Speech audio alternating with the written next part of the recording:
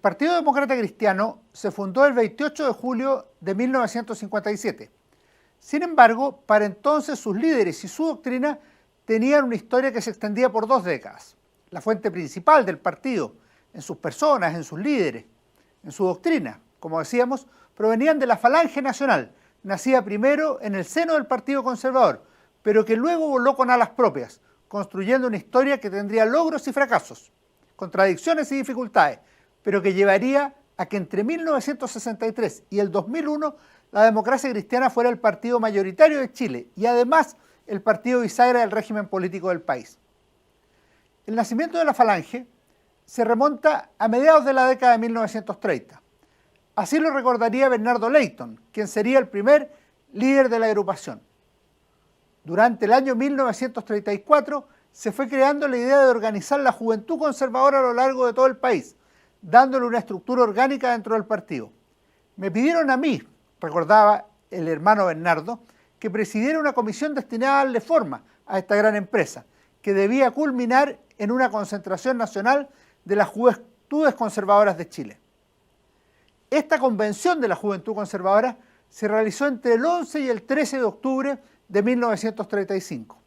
En esa ocasión realizaron sus discursos las figuras juveniles principales del movimiento, entre ellos Eduardo Frei Montalva, quien hizo una brillante intervención de clausura que reprodujo el Diario Ilustrado con palabras cargadas de emoción, de vocación y también con un aire mesiánico muy visible. Termina una gran convención y empieza hoy un gran movimiento, sostenía Frei al comenzar. Se dijo que esta era una generación que llegó hasta el Partido Conservador ni por tradición ni por interés. Fue su propia experiencia la que lo empujó hasta las filas del viejo y glorioso partido. Ella tenía una mentalidad nueva, ansias incontenibles, y fue percibida en estas condiciones. Ni una sola de sus ideas fue despreciada, era un aporte. El Partido Conservador, que a través de su historia ha recibido tantos impulsos, supo comprender la hora que vivían y el soplo renovador que la cogió por sorpresa, no la cogió por sorpresa. Antes bien, formó una sola fuerza en que se aúnan la experiencia con la intrepidez, donde se conserva lo sustancial, donde se corta lo frío y, si es preciso, lo caduco. Y de esta conjunción ha nacido este nuevo movimiento purificado y magnífico, señalaba Frei Montalva. Hacia el final de sus palabras, reconocía el futuro presidente de la República. Nuestra doctrina se funda en los principios del catolicismo y es su aspiración suprema el orden social cristiano. Este orden nuevo que proyecta tiene como centro la persona humana, amagada por los individualismos que la destruyen, exagerándola, y por el socialismo que la destruye, aplastándola. Luego concluía Frei: por la reconstrucción de nuestra nacionalidad destruida, la juventud chilena se pone de pie e inicia su jornada por un orden nuevo más justo y más humano, que era precisamente el orden social cristiano, u orden nuevo, como lo llamarían en numerosas ocasiones.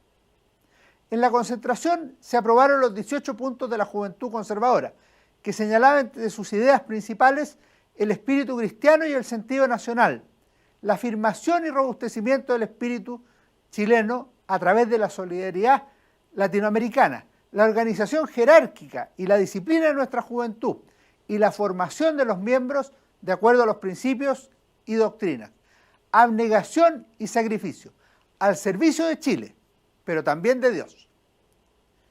Hay algunas características interesantes que definen esta agrupación. La primera no es solo la juventud, sino la sólida formación intelectual de sus líderes y miembros, muchos de ellos estudiosos, lectores de los pensadores de la época, no solo chilenos, sino también mundiales, interesados en la historia nacional y en la doctrina católica en general y en la doctrina social de la Iglesia en particular.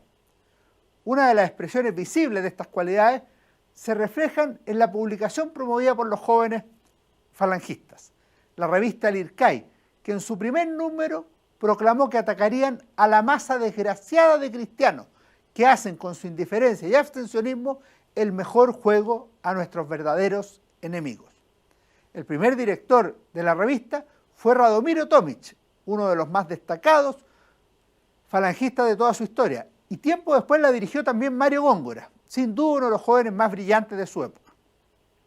El segundo aspecto relevante era la calidad de los líderes de la juventud conservadora. A los ya mencionados Leyton, Frey y Tomic podemos añadir a Manuel Antonio Garretón Walker y a Ignacio Palma Vicuña, a quienes se irían sumando otros en distintas provincias de Chile, formando uno de los movimientos generacionales más notables de la historia republicana de Chile. En tercer lugar, los jóvenes estaban convencidos que la política no era un simple problema de organización del poder o de reformas económicas y sociales, era esencialmente un asunto moral o espiritual, base para cualquier cambio positivo en la sociedad, la política y el espíritu, conceptos con los que jugaría Frei Montalva y que serían el nombre de la revista que adoptaría la Falange en la década siguiente. El cuarto aspecto que podríamos mencionar es su mesianismo, o quizás su convicción, la certeza que los animaba para dar vida a un proyecto que debía realizarse con todas las energías, sin transacciones y con esperanza en el futuro. Esto último fue una de las circunstancias que los llevó a un distanciamiento primero y a una separación después del viejo Partido Conservador. Hacia 1936 ya era bastante claro que los jóvenes seguirían adelante con su proyecto, de manera cada vez más autónoma, con una identidad propia.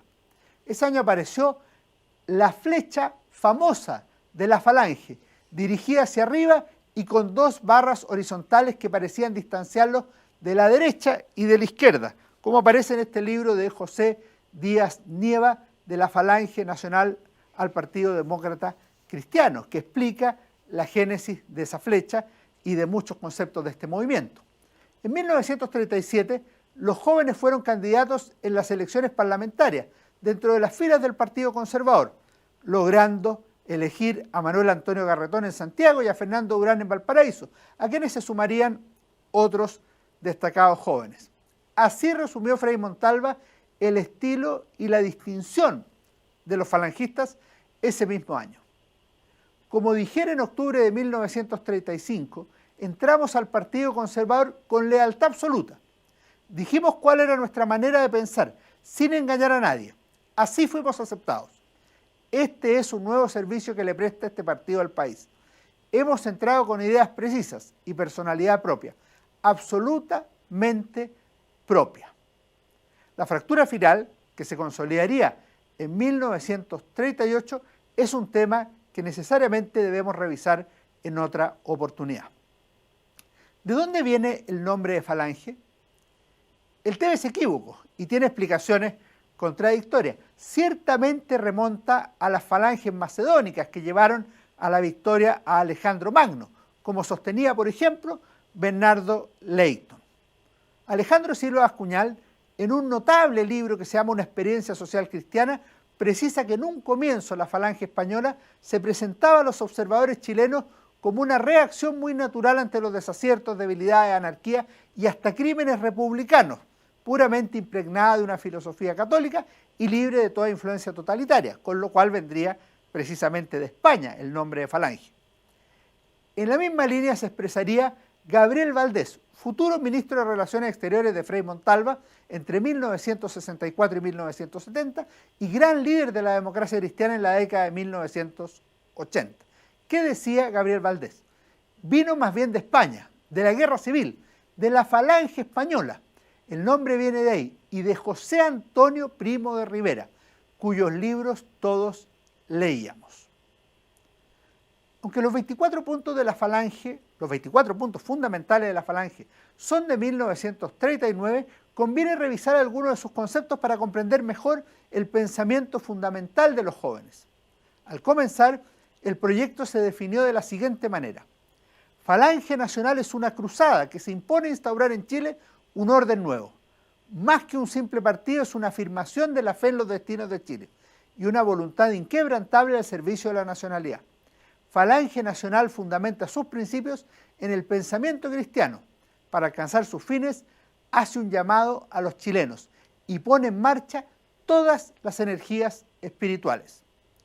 Definiendo su tarea fundacional, el documento precisaba que esta empresa nacional estaría más allá de derechas y de izquierdas, pues se había propuesto romper las divisiones artificiales que destruían la patria. Por lo mismo rechazaban las restauraciones imposibles, así como las revoluciones destructoras, y procuraban actuar dentro del marco de las leyes, condenando la violencia como medio de acción política. En otro plano, la Falange rechazaba tanto el marxismo como el fascismo, inspiraba su acción en el pensamiento cristiano y defendía la unidad y la estabilidad de la familia, célula básica de la sociedad bien organizada. Rechazamos el divorcio y todo lo que la debilite o destruya.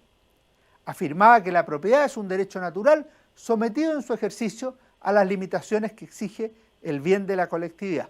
Y por otra parte, condenaba el régimen capitalista señalando que la economía debería ser dirigida.